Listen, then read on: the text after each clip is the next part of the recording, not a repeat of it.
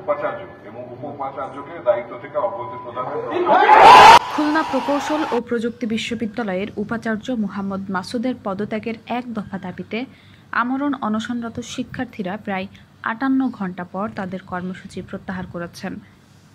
বুধবার দিবাগত রাত 1টার দিকে তাদের জুস পান করিয়ে অনশন ভাঙান বিশ্ববিদ্যালয় মঞ্জুরি কমিশনের সদস্য অধ্যাপক তানজিম উদ্দিন খান।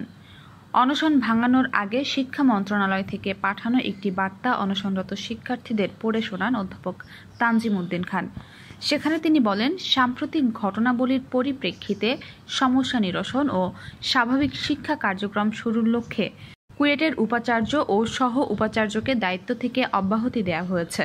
দায়িত্ব পরিচালনার লক্ষ্যে জ্যেষ্ঠ অধ্যাপকদের মধ্যে থেকে একজনকে সাময়িকভাবে উপাচার্যের দায়িত্ব দেওয়া হবে। শিক্ষা মন্ত্রণালয়ের পক্ষ থেকে ওই বার্তা পাওয়ার পর ক্যাম্পাসের স্টুডেন্ট ওয়েলফেয়ার সেন্টার অঞ্চলে আন্দোলনকারী শিক্ষার্থীরা উল্লাসে ফেটে পড়েন। সেখান থেকে একটি আনন্দ মিছিল বের করা হয়।